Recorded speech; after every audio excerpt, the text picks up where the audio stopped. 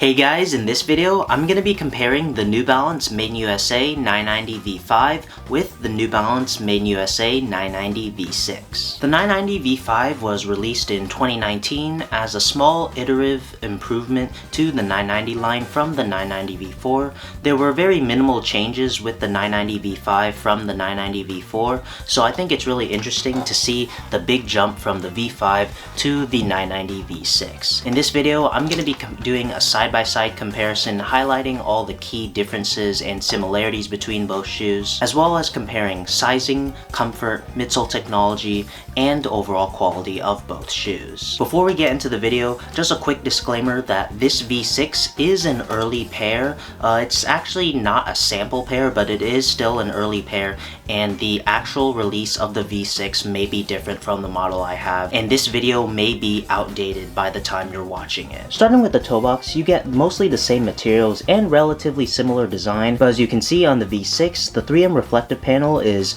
moved at a curve at the side, whereas in the V5, the 3M reflective panel is at the center, at the top of the toe box, as well as the nubuck panels. On the V5, they're used pretty sparingly and they're encased in the toe box, but the V6, those nubuck panels are a lot bigger, they're more prevalent, and they go around to the middle of the shoe, which I think was an interesting new design choice. Moving towards the middle of the shoe, as you can see in the V5, the toe box area is mostly closed off in its own area, and then it's eventually connected to the middle of the shoe and the ankle area of the shoe.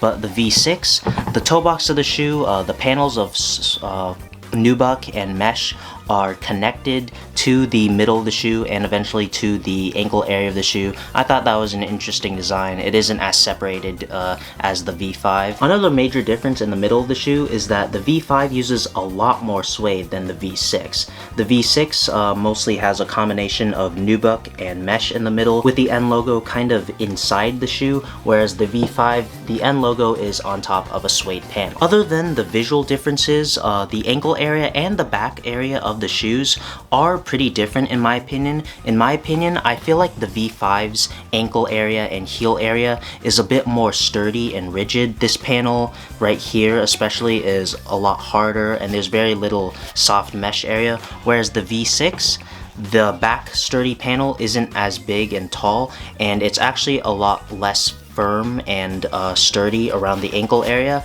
I don't necessarily think that's a bad thing, nor is it a good thing. I thought it was an interesting difference between the shoe.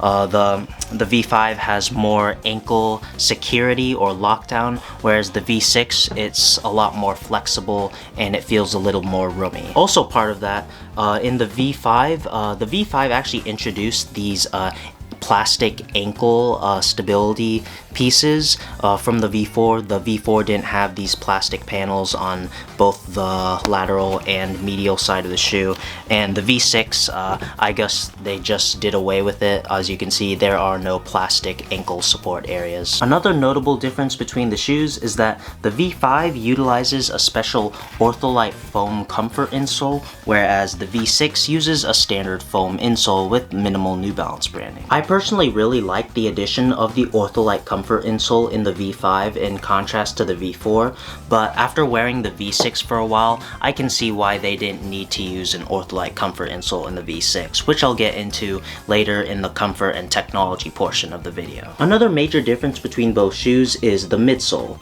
Not just the technology used in the midsole, but the overall shape. As you can see, the V6 is noticeably more chunky than the V5. Some people really dislike the new chunkiness of the V6 and prefer the slimmer V5, but I mean, the V5 to most Main Street people is considered like a chunky dad shoe. I guess the V6 is just even chunkier. That being said, despite the V6 looking noticeably chunkier than the V5, when I put them on side by side, I didn't really feel like the V6 was necessarily bigger or chunkier on feet.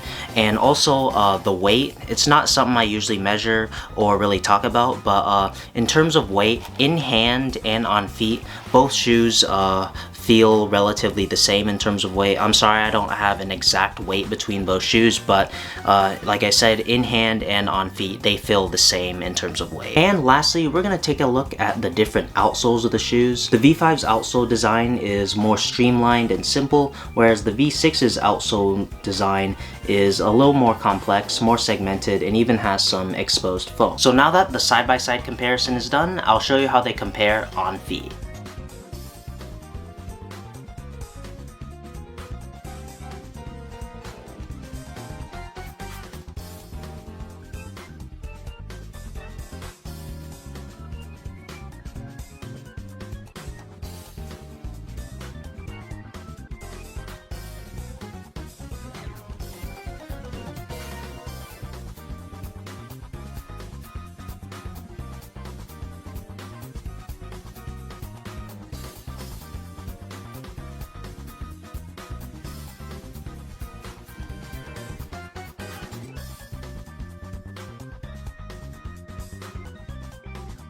As stated earlier, both of the shoes feel relatively the same on feet in terms of weight and overall shape. Despite the V6 looking more chunky, it doesn't feel more chunky, and in terms of breathability, I'd say both shoes feel the same. They use relatively the same amount of mesh, and it's typically the same type of mesh, and the breathability feels the same on both shoes. In terms of sizing, both the V5 and V6 fit the same in the sense that they both have bigger toe box areas. I recommend going down half a size from your true size in both the V5 and the V6. It's also important to note that in terms of the core classic colorways, both the V5 and the V6 will come in wider and narrower sizing. In terms of comfort, the V5 utilizes New Balance's signature end cap technology, as well as an ortholite foam insole, as well as standard EVA foam throughout the shoe. For the V6, in addition to end cap, the V6 also utilizes fuel cell foam in the front and back of the shoe. For my 3-factor rating for the V5, I give it a 7 out of 10 for cushioning, a 6 out of 10 for stability, and an 8 out of 10 for midsole shape. The V5, in my opinion, has an excellent supportive midsole shape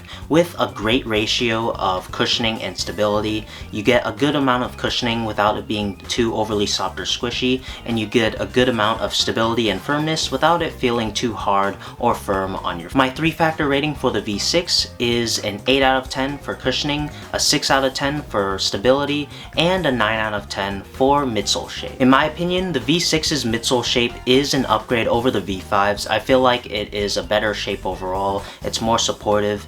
And in terms of cushioning, obviously because of fuel cell, there is a lot more cushioning to the V6. It's softer on your feet, especially in contrast to the V5. I feel like stability in the V6 is on par with its predecessors, but in terms of cushioning, the fuel cell is its major difference. While the V5 is a simple shoe that's really comfortable and you have a great combination of cushioning and stability, the V6's combination of end cap and fuel cell in the back heel area of the shoe is an interesting sensation on your feet. Because the back of the shoe utilizes end cap and fuel cell, whereas the forefoot of the shoe just uses fuel cell, whenever you step down, your heel area doesn't go all the way down, so it's kind of like the forefoot of the shoe gets closer to the ground, but the heel area doesn't, so it's this kind of propelling motion. I know that fuel cell is supposed to be a responsive and really soft foam that's supposed to propel the user forward whenever they walk or run, but I feel like that's enhanced even further with the combination of end cap and fuel cell. The fuel cell in the V6 is nowhere near as soft or squishy as the fuel cell in the RC Elite V2,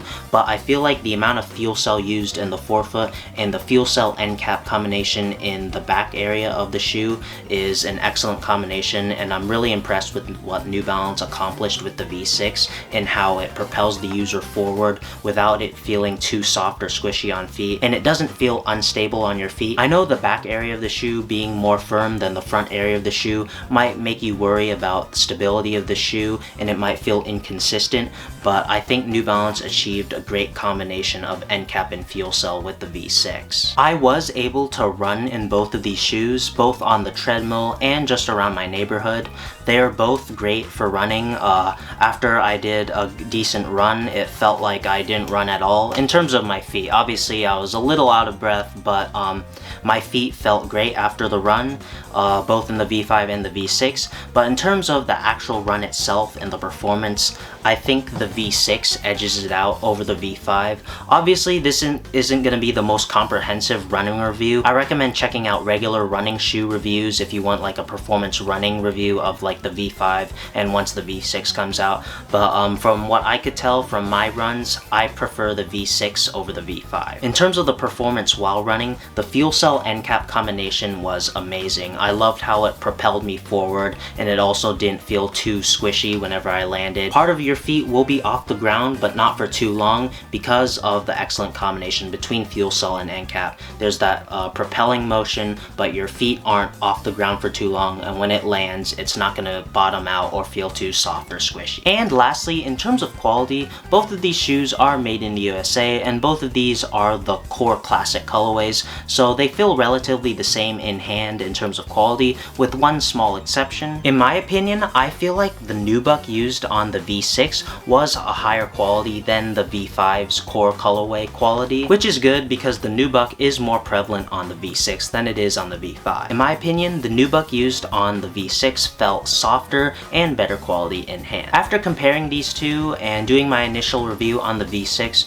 it was really hard to pick a winner between these two. Both of these shoes feel excellent on feet. In terms of regular lifestyle wear, I feel like the V5 and the V6 are like apples and oranges. Technically, the V6 should be an improvement, and especially the addition of fuel cell should be an improvement in midsole and comfort technology. But I feel like the V6 is overall a side grade in terms of comfort and technology. The propulsion and overall feel of fuel cell is a lot different from just end cap. I say side grade because I feel like there are going to be a lot of people who love the V5 and might not necessarily like the new feel of the V6. And I feel like there are some people who might not necessarily like the current V5, but might love the V6 once they try it on. And this is talking for everyday lifestyle and casual wear. Obviously, I already said my preference for the running. I felt like the V6 was better, but in terms of just casual wear, I feel like I could go either way. They both feel excellent on feet. The end cap in the V5 has a great combination of cushioning and stability,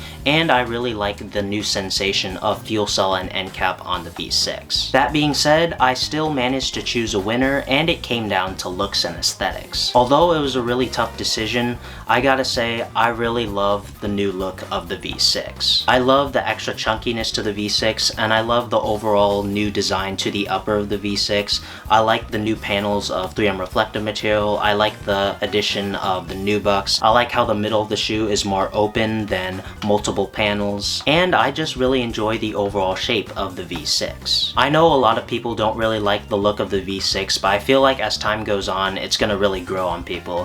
For me, the V6, I instantly liked it when I first saw leaked images of it, and I'm really impressed with what New Balance did with the 990 line in the V6. In terms of aesthetics, which is your choice? Do you prefer the V5 or do you like the new V6? I'd definitely like to know in the comments. So that's gonna do it for this video. Like and subscribe if you enjoyed. Follow me on my socials. Thank you to all my Patreon supporters. Check out the Intelligent site for more New Balance content, and I'll catch you guys in the next one.